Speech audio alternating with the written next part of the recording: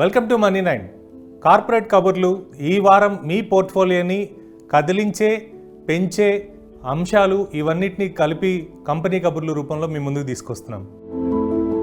నా పేరు సుకుమార్. ముఖ్యంగా ఈరోజు వోడాఫోన్ ఐడియా ఈ సంస్థ ఇండస్ టవర్స్కి సంబంధించి పేమెంట్కి మేము మాట్లాడుతున్నామని చెప్పి స్టాక్ ఎక్స్చేంజ్కి ఒక లెటర్ రాయడం జరిగింది. ఈ తర్వాత వెలుగులోకి వచ్చిన విషయాలను కనుక మనం గమనిస్తే ఇండస్ టవర్స్కి వోడాఫోన్ ఐడియా దాదాపు 7,000 కోట్ల రూపాయలు బకాయిల్ని ఇవ్వకపోగా నవంబర్ నుండి పూర్తిగా సేవల్ని మేము నిలిపివేస్తామని చెప్పి ఇండస్ టవర్స్ చెప్పడం జరిగింది. అంటే ఇప్పటి వరకు వీళ్ళకి సంబంధించి మొబైల్ ఆధారిత సిగ్నల్స్ ఏవైతే ఉన్నాయో ఇవన్నీ కూడా ఇండస్ టవర్స్ ద్వారా ప్రజలకు అందిస్తున్న పరిస్థితి.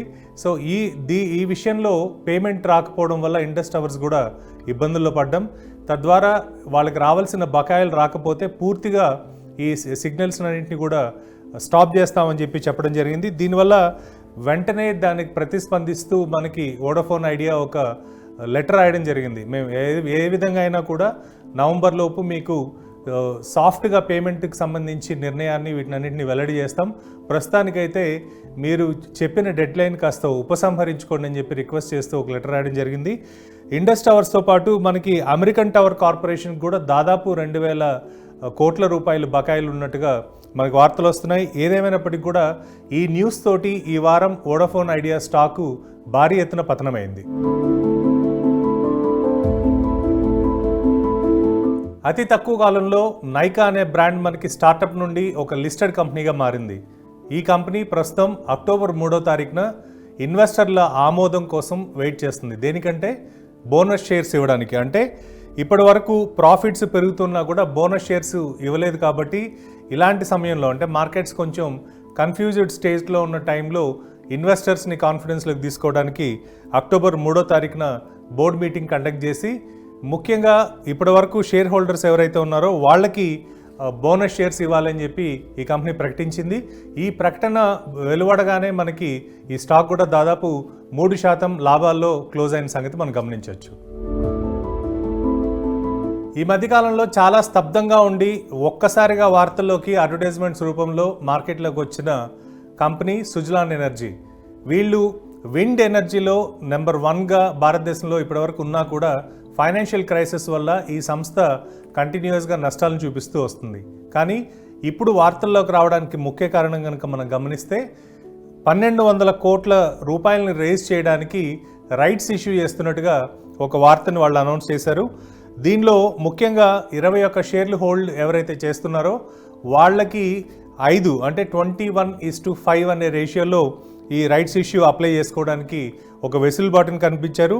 దీనివల్ల కొత్తగా దాదాపు 2.4 కోట్ల పార్షియల్ పెయిడప్ షేర్స్ ₹5 చొప్పున మళ్ళీ మార్కెట్లోకి వచ్చే అవకాశాలు కనిపిస్తున్నాయి. దీనికి రికార్డ్ డేట్ అంటే అక్టోబర్ 4వ తారీఖు వరకు ఎవరైతే వాళ్ళ అకౌంట్స్లో హోల్డ్ చేస్తారో వాళ్ళకి మాత్రమే ఈ రైట్స్ ఇష్యూకి అప్లై చేసుకోవడానికి అవకాశం ఉన్నట్టుగా సుజలాన్ ప్రకటించింది. ఈ వార్తతో దాదాపు 7% ఈ స్టాక్ మనకి 26 సెప్టెంబర్న కోల్పోవడం జరిగింది. అంటే రైట్స్ ఇష్యూకి వెళ్ళినప్పుడు జనరల్గా ఈక్విటీ పెరుగుతుంది, ఈపీఎస్ అంటే ఎర్నింగ్ పర్ షేర్ కూడా తగ్గుతుంది. కాబట్టి ఇన్వెస్టర్లు మార్కెట్లో ఈ షేర్లను అమ్మినట్టుగా మనం గమనించాలి. పండగ సీజన్ వచ్చేస్తుంది. రిలయన్స్ కూడా అక్విజిషన్స్లో పండగ చేసుకుంటుంది. కేరళకు సంబంధించిన బిస్మీ అనే ఒక రీటైల్ సంస్థ దాదాపు 30 లార్జ్ స్టోర్స్, పెద్ద స్టోర్స్ ఉన్న రీటైల్ స్టోర్ని, గ్రాసరీ ఇవన్నీ ఉన్న స్టోర్ని రిలయన్స్ అక్వైర్ చేయబోతుంది. ఆల్మోస్ట్ మనకి 27 సెప్టెంబర్ అనౌన్స్మెంట్ ప్రకారం రాబోయే రోజుల్లో ఈ లైఫ్ స్టైల్ డిపార్ట్మెంట్ స్టోర్స్తో పాటు కొత్తగా రిలయన్స్ సెంట్రో అనే ఒక యూనిట్ని కూడా, కొత్త బ్రాండ్ని కూడా ఢిల్లీలో లాంచ్ చేస్తున్నట్టుగా, ఫస్ట్ మనకి వసంత్ కుంజ్లో ఒక అవుట్లెట్ని లాంచ్ చేస్తున్నట్టుగా కూడా రిలయన్స్ చెప్పింది. దీంతోపాటు ఓన్గా లైఫ్ స్టైల్ ప్రీమియం బ్రాండ్స్ అజోర్టే అనేది ఒకటి బెంగళూరులో 29 సెప్టెంబర్ లాంచ్ చేస్తున్నట్టుగా కూడా ప్రకటించడం జరిగింది. అదేలాగా జరా అండ్ మ్యాంగో ఇలాంటి సంస్థలను కూడా అక్వైర్ చేయడానికి ఆల్రెడీ బిడ్డింగ్ ప్రాసెస్ కూడా రిలయన్స్ మొదలుపెట్టింది. ఇదే కాకుండా మరో వార్త ఏంటంటే కొద్దిగా రిలీఫ్ ఇచ్చేది రిలయన్స్ ఇండస్ట్రీస్ షేర్ హోల్డర్స్కి, వీళ్ళకందరికీ రిలీఫ్ ఇచ్చే న్యూస్ ఏంటంటే మనకి సెక్యూరిటీస్ అపెలేట్ ట్రిబ్యునల్ SAT 30 లక్షల పెనాల్టీ వేయడం జరిగింది ఇంతకుముందు. ఆ పెనాల్టీని సెబీ ఎప్పుడైతే ఆ పెనాల్టీ వేసిందో దాన్ని కట్టక్కర్లేదు, ఎందుకంటే ఫేస్బుక్ ఇన్వెస్ట్మెంట్కి సంబంధించి డిస్క్లోజర్స్లో డిఫరెన్సెస్ ఉన్నాయని సెబీ వేసిన పెనాల్టీని మనకి ఎస్ఐటి కట్టక్కర్లేదు అని చెప్పి ఒక నిర్ణయాన్ని తీసుకొని దానికి ఒక ఆర్డర్ని ఇవ్వడం జరిగింది. దీనివల్ల ఫేస్బుక్ డీల్లో ఎలాంటి ఇబ్బందులు లేవు అనేది చాలా క్లియర్గా కనిపిస్తుంది. కాబట్టి ఇది కూడా రిలయన్స్ ఇండస్ట్రీస్కి ఒక ఊరట కింద మనం చూడాలి.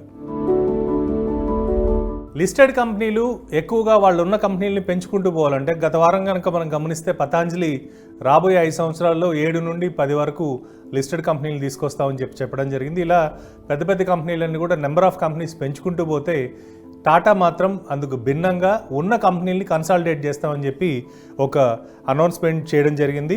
దాదాపు ప్రస్తుతం ఉన్న 29 కంపెనీలని 15 కంపెనీల కిందకు మారుస్తామంటే తగ్గించుకొని మెర్జీ చేస్తామని చెప్పి టాటా అనౌన్స్ చేసింది. దీనివల్ల కాంపిటేటివ్నెస్ బాగా పెరుగుతుంది. తద్వారా రాబోయే రోజుల్లో బిజినెస్ లీడర్షిప్ను కూడా కంటిన్యూ చేసే అవకాశం ఉంటుందన్నట్టుగా మనకి టాటా గ్రూప్ ఈ వారం అనౌన్స్మెంట్ చేయడం తర్వాత అర్థమవుతుంది. ఆల్మోస్ట్ మనకి ఇప్పుడే ఆల్రెడీ టాటా స్టీల్ కనుక గమనిస్తే ఉన్న సబ్సిడీరీస్ ఆల్మోస్ట్ 7 సబ్సిడీరీలని మనకి టాటా స్టీల్లో ఆల్రెడీ మెర్జింగ్ ప్రాసెస్ స్టార్ట్ చేశారు. దీని ద్వారా రాబోయే రోజుల్లో టాటా కంపెనీలు తగ్గినప్పటికి కూడా మార్కెట్లో లీడర్గా ఉండే అవకాశాలే మనకి ఎక్కువ కనిపిస్తున్నాయి. జెట్ ఎయిర్వేస్ ఇప్పట్లో ఎగిరేనా పెద్ద క్వశ్చన్ మార్క్ లాగానే కనిపిస్తుంది. ఎందుకంటే ఈ మధ్యకాలంలో ఒక డేట్ అనౌన్స్ చేసిన తర్వాత కూడా టికెట్లు అమ్ముకోలేని పరిస్థితిలో జెట్ ఎయిర్వేస్ కనిపిస్తుంది. ఎందుకంటే ఆల్మోస్ట్ మనకి లెండర్స్ ఇది వీలైనంత వరకు కూడా కన్సార్షియం తరపున మళ్ళీ ఫ్లైట్స్ లీజ్ చేసుకోవాలని ట్రై చేస్తున్నప్పటికీ కూడా ఎవరైతే అప్పులు ఇచ్చారో వీళ్ళందరూ కూడా దానికి అడ్డుపడుతున్న పరిస్థితి. దీనివల్ల ఈ ప్రక్రియ అంటే టికెట్లు అమ్మి వాళ్ళు మళ్ళీ గాల్లోకి వచ్చే ప్రక్రియకి మరిన్ని రోజులు పట్టే అవకాశం మనకి చాలా స్పష్టంగా కనిపిస్తుంది. ఆల్మోస్ట్ మనం కనుక చూస్తే మేలో ఈ షేర్లు ఉన్న ప్రైస్కి ఇప్పటికీ దాదాపు 30% వరకు కూడా పడిపోవడం జరిగింది. అంటే ఇది క్లారిటీ వచ్చి అసలు వీళ్ళు ఫ్లైట్స్ కొంటారా, లీజుకి తీసుకుంటారా, లీజుకి తీసుకున్న తర్వాత బ్రాండింగ్ ఎట్లా క్రియేట్ చేస్తారు, ఉన్న కాంపిటీషన్ని ఎలా తట్టుకుంటారు, ఇవన్నీ కూడా ఇన్వెస్టర్లకి ఒక పెద్ద క్వశ్చన్ మార్క్ కింద మారింది. కాబట్టి రాబోయే రోజుల్లో ఖచ్చితంగా వీటన్నిటికీ ఆన్సర్ దొరికితే తప్ప ఈ స్టాక్లో మరింత ముందుకెళ్లే అవకాశం కానీ ఆ స్టాక్ పెరిగే ఛాన్సెస్ కానీ కనిపించడం లేదు. సో ఎలాంటి అనౌన్స్మెంట్ ఈ వారం మనకి అటు జెట్ ఎయిర్వేస్ నుంచి కూడా రాలేదంటే దీన్ని ఎలా ఫేస్ చేస్తామని కూడా వాళ్ళు చెప్పలేదు. కాబట్టి మేబీ రాబోయే వారంలో జెట్ ఎయిర్వేస్ ఒక ప్లాన్ ప్రకారం ఒక అనౌన్స్మెంట్ని తీసుకొచ్చే అవకాశం మనకి ఎక్కువ కనిపిస్తుంది.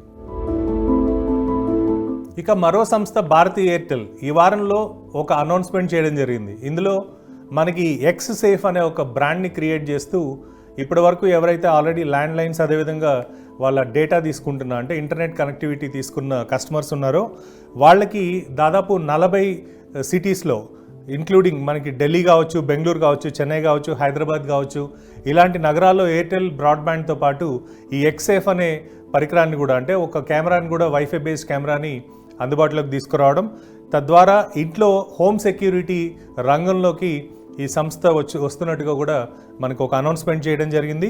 ఇది స్టార్టింగ్లో దాదాపు ₹999 ప్లస్ ట్యాక్సెస్ తోటి ఒక కెమెరా ఇవ్వడం, ఒక సంవత్సరానికి సబ్స్క్రిప్షన్ కింద, దాంతోపాటు అదనంగా 1 నెల రోజులు సబ్స్క్రిప్షన్ పెంచడం అంటే దాదాపు 13 నెలలకు గాను ₹999 సెక్యూరిటీ కెమెరా ఫిక్స్ చేసుకునే అవకాశం ఎయిర్టెల్ బ్రాడ్బ్యాండ్ యూజర్స్కి కల్పిస్తూ ఒక అనౌన్స్మెంట్ చేయడం జరిగింది. ఇక ఆన్ ద రేడార్ విషయానికి వస్తే మనకి కంపెనీలకు సంబంధించి ఎలాంటి ఇష్యూస్ వచ్చాయి, ఏ బ్యాంకులు ఏ సంస్థల్ని సాల్వెన్సీ కిందకి తీసుకెళ్తున్నాయి, ఈ వార్తలన్నీ కూడా ఒకసారి ఇప్పుడు చూద్దాం. State Bank of India JP అసోసియేట్స్ని ఇన్సాల్వెన్సీ కింద చూపించడానికి బ్యాంక్రప్సీ కోర్టుకు తీసుకెళ్తున్న పరిస్థితి మనకి ఈ వారం ముఖ్య వార్త కింద కనిపిస్తుంది. ఇందులో ఆల్మోస్ట్ డిఫాల్ట్ చేసిన 6,800 కోట్లు ఎలాంటి పరిస్థితుల్లో అయినా సరే రికవరీ చేయాలి.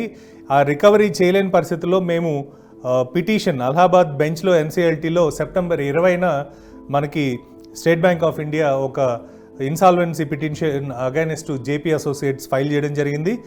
ఇది దాదాపు టోటల్ అప్పు 26,000 కోట్లు ఉంది జేపీ అసోసియేట్స్కి. అందులో కేవలం 6,800 కోట్లు మాత్రమే స్టేట్ బ్యాంక్ ఆఫ్ ఇండియాకి ఎక్స్పోజర్ ఉంది. ఈ 26,000 కోట్లకు సంబంధించి ఆల్రెడీ ఆర్బీఐ కూడా మనకి ఆర్బీఐ లిస్ట్లో కూడా 26 మందిని లిస్ట్ క్రియేట్ చేస్తే ఆ లిస్ట్లో సెకండ్ ప్లేస్లో మనకి జేపీ అసోసియేట్స్ కనిపిస్తుంది. ఇదే కాకుండా ఆల్రెడీ వీళ్ళు చేసిన real estate projects like JP greens కావచ్చు, విష్ టౌన్ కావచ్చు, స్పోర్ట్స్ సిటీ కావచ్చు, F1 ట్రాక్ కావచ్చు, ఇవన్నీ కూడా వీటన్నిటి ఫ్యూచర్ కూడా మనకి అగమ్య గోచరం కింద మారింది. రాబోయే రోజుల్లో వీటన్నిటికి సంబంధించి కూడా అంటే ఆల్రెడీ వీళ్ళ దగ్గర ఎవరైతే ప్లాట్స్ ఫ్లాట్స్ కొన్నారో వాళ్ళందరూ కూడా కోర్టులో ఉండడం, ఇంకోవైపు స్టేట్ బ్యాంక్ ఆఫ్ ఇండియా కూడా వీళ్ళని ఎన్సీఎల్టీకి లాగడం, ఇవన్నీ కనుక గమనిస్తే జేపీ అసోసియేట్స్ మరింత డెట్లోకి అదేవిధంగా ఇబ్బందుల్లోకి లీగల్ కంప్లైన్సెస్ కాంప్లికేషన్స్లో కూడా వెళ్తున్నట్టుగా ఈ వార్త ద్వారా మనకు తెలుస్తుంది. అనిల్ అంబానీకి బాంబే హైకోర్టులో కాస్త స్వల్ప ఊరట వచ్చినట్టుగా చూడాలి.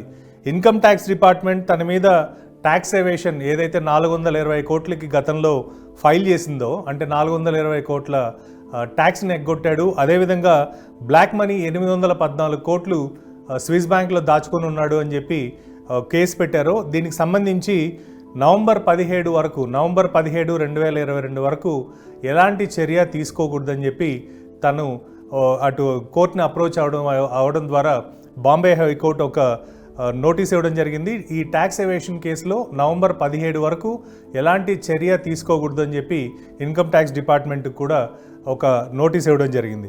సో రాబోయే రోజుల్లో ఆల్మోస్ట్ మనకి బ్లాక్ మనీకి సంబంధించి కావచ్చు, ఇటు ఐటీ ఎగ్గొట్టిన విషయంలో కావచ్చు, ఏదైనా కూడా స్వల్పకాలికంగా ఊరట దొరికిన రాబోయే రోజుల్లో దీన్ని మరింత సీరియస్గా తీసుకునే అవకాశం ఐటీ డిపార్ట్మెంట్ మనకు కనిపిస్తుంది. అది ఈ వారం ఒక ముఖ్య వార్త కింద మనం చూడాలి. 28 సెప్టెంబర్ మనకి ఢిల్లీ హైకోర్టు ఎన్ఎస్సి కోలొకేషన్ స్కామ్లో ఉన్న ఇద్దరికి, ఫార్మర్ ఎన్ఎస్సి ఎగ్జిక్యూటివ్స్కి ఇద్దరికి, అటు చిత్రా రామకృష్ణన్ అదేవిధంగా ఆనంద్ సుబ్రహ్మణ్యన్, వీళ్ళిద్దరికీ బెయిల్ ఇస్తూ ఒక నిర్ణయాన్ని వెల్లడించడం జరిగింది 28వ తారీఖు. ఎన్ఫోర్స్మెంట్ డైరెక్టరేటు ఈ బెయిల్ని అపోజ్ చేసినప్పటికీ కూడా హైకోర్టు వాళ్ళకి బెయిల్ గ్రాంట్ చేయడం జరిగింది. ముఖ్యంగా ఇల్లీగల్ ఫోన్ ట్యాపింగ్ కావచ్చు, లేకపోతే ఇంకొక వైపు ఎంప్లాయీస్కి సంబంధించి వాళ్ళ వ్యవహారాల్లో వీళ్ళు వేలు పెట్టి మొత్తం వాళ్ళనందరినీ స్పై చేయడం కావచ్చు, ఈ కేసులో వీళ్ళకి బెయిల్ దొరికినట్టుగా మనకి ఒక న్యూస్ కింద ఈ వారం చూడాలి. ఇంకోవైపు ఏంటంటే కండిషన్ బెయిల్, ఇది పూర్తి బెయిల్ కాకుండా కండిషన్ బెయిల్, అంటే పూర్తిగా కండిషన్స్కి లోబడి మాత్రమే ఈ బెయిల్ ఉంటుందని చెప్పి హైకోర్టు చెప్పడం జరిగింది. సో ఏదేమైనప్పటికీ కూడా బెయిల్లో బయటకు వచ్చే అవకాశం చాలా క్లియర్గా వీళ్ళకి కనిపిస్తుంది. వచ్చినప్పటికీ కూడా అది తాత్కాలికంగా బెయిల్ కిందనే మనం చూడాలి. ఇది ఈ వారం ఎన్ఎస్సికి సంబంధించి ఒక ముఖ్య వార్త ఆన్ ద రేడార్లో. ఇవి కార్పొరేట్ కబుర్లు, కంప్లైన్సెస్కి సంబంధించిన ఇష్యూస్ ఇవన్నీ. ఇప్పుడు ఈ ప్రోగ్రాంలో భాగంగా మనం స్టార్టప్స్కి సంబంధించి ఎలాంటి ఇంప్రూవ్మెంట్స్ జరుగుతున్నాయి, ఎలాంటి ఫండింగ్ జరుగుతుంది, వీటన్నిటికి సంబంధించి ఒకసారి ఒక లుక్ వేద్దాం. స్టార్టప్లకు ఒక గుడ్ న్యూస్. 7,385 కోట్లు, అంటే గతంలో 2016లో ప్రధానమంత్రి మోడీ అనౌన్స్ చేసిన startup India, standup India program కింద కొత్తగా ministry of commerce and industries ద్వారా ఈ ఫండ్ని 88 ఆల్టర్నేటివ్ ఇన్వెస్ట్మెంట్ ఫండ్ సంస్థలకి, దట్టు సెబీ రిజిస్టర్డ్ ఫార్మ్స్కి ఇవ్వడం జరుగుతుంది. తద్వారా దాదాపు 720 స్టార్టప్స్కి 11,206 కోట్ల రూపాయలు ఫండింగ్ అవైలబుల్గా రాబోతుంది. సో దీనివల్ల ఆల్రెడీ ఫండింగ్ కోసం వెయిట్ చేస్తున్న వాళ్ళు ఎవరైతే ఉన్నారో వాళ్ళకి గవర్నమెంట్ కూడా ఒక చేయూతనిచ్చే అవకాశం. ఇదే కాకుండా ఫండ్ ఆపరేట్ చేస్తున్న కార్పస్ ఇవన్నీ కూడా కలిపితే అడిషనల్గా ఇంకో 10,000 కోట్లు కూడా వీళ్ళకి అందుబాటులోకి వచ్చే అవకాశం. అంటే దాదాపు 21,206 కోట్ల రూపాయలు ఈ 720 స్టార్టప్స్కి వచ్చే ఛాన్సెస్ ఎక్కువ కనిపిస్తున్నాయి. దీనివల్ల స్టార్టప్స్లో మళ్ళీ ఒక కదలిక వచ్చే అవకాశం మనకు భారతదేశంలో ఎక్కువ కనిపిస్తుంది. ఇది స్టార్టప్స్ విషయంలో ఈ వారం ఉన్న ముఖ్యమైన వార్త. గోవా బేస్డ్ మాల్బియో డయాగ్నోసిస్ అనే సంస్థ మనకి 680 కోట్లు టెమాసెక్ అనే ఒక సంస్థ, సింగపూర్ బేస్డ్ ఇన్వెస్ట్మెంట్ ఫామ్ నుండి ఫండ్ రైజ్ చేయడం జరిగింది.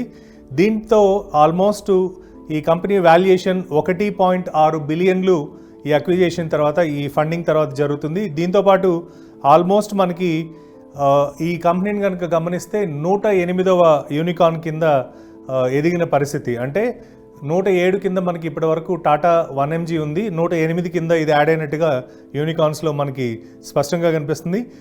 ఇప్పటి వరకు మాల్బియో డయాగ్నోసిస్ట్ ఆల్మోస్ట్ మనకి డయాగ్నోసిస్లో ఎస్పెషలీ మాలిక్యులర్ సంబంధించిన డయాగ్నోసిస్లో వీళ్ళు లీడర్స్గా ఉన్నారు.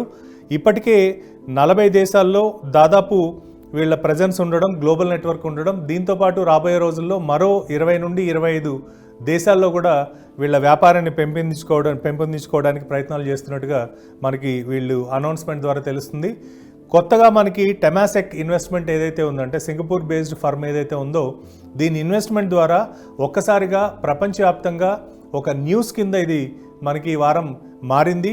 సో యూనికార్న్గా మనకి ఎంటర్ అవడమే కాకుండా రాబోయే రోజుల్లో డయాగ్నోసిస్ సంబంధించి మిగిలిన స్టార్టప్స్ అన్నీ కూడా ఇది ఒక రోడ్ మ్యాప్ కింద తీసుకునే అవకాశం ఎక్కువ కనిపిస్తుంది. ఈ మధ్యకాలంలో ఎడ్యుటెక్ సంబంధించి ఎక్కువగా మనకు వినిపిస్తున్న పేరు బైజూస్ ఆకాష్. బైజూస్ ఆకాష్ని అక్వైర్ చేయడానికి బ్లాక్ స్టోన్ తనకి ఇవ్వాల్సిన బకాయిల్ని కడితే తప్ప నేను ముందుకు వెళ్ళనివ్వను అని చెప్పి కాళ్ళకు అడ్డం పడడంతో ఈ డీలు ఈ మధ్యకాలంలో కాస్త స్తబ్దంగా మారింది. కానీ బైజూస్ 1900 కోట్లు బ్లాక్ స్టోన్కి అమౌంట్ ఈ వారం సెటిల్ చేయడం, అంటే ప్రైవేట్ ఈక్విటీ ఫర్మ్ ద్వారా దాదాపు 950 మిలియన్ డీల్ని ఆకాష్ను కొనడానికి ప్రయత్నంలో భాగంగా ఇప్పుడు ఆల్మోస్ట్ బ్లాక్ స్టోన్ కూడా వీళ్ళు ఫండ్ క్లియర్ చేయడం జరిగింది. ఇప్పుడు బ్లాక్ స్టోన్ దాదాపు ఈ కంపెనీలో 38% హోల్డ్ చేస్తుంది. అంటే రాబోయే రోజుల్లో ఆల్మోస్ట్ మనకి ఏప్రిల్ 2021 నుండి జరుగుతున్న ఈ ట్రాన్సాక్షన్స్కి ఒక క్లారిటీ వచ్చింది. సో రాబోయే రోజుల్లో మనకి బైజూస్ ఆకాష్ని కొనడానికి బ్లాక్ స్టోన్ వల్ల ఉన్న అడ్డంకులన్నీ తొలగిపోయినట్టుగానే చూడాలి. దీంతోపాటు 1% ఈక్విటీ కూడా రెగ్యులేటరీ అప్రూవల్ వచ్చిన తర్వాత బ్లాక్ స్టోన్కి బైజూస్ ఇవ్వడానికి కూడా ముందుకు రావడం జరిగింది. సో ఒక విధంగా ఈ కథ సుఖాంతమైనట్టుగానే మనం చూడాలి. ఇది ఈ వారం స్టార్టప్, కార్పొరేట్, కంపెనీ వీటన్నిటి వివరాలకు సంబంధించిన కంపెనీ కబుర్ల ప్రోగ్రాం. చూస్తూనే ఉండండి Money9.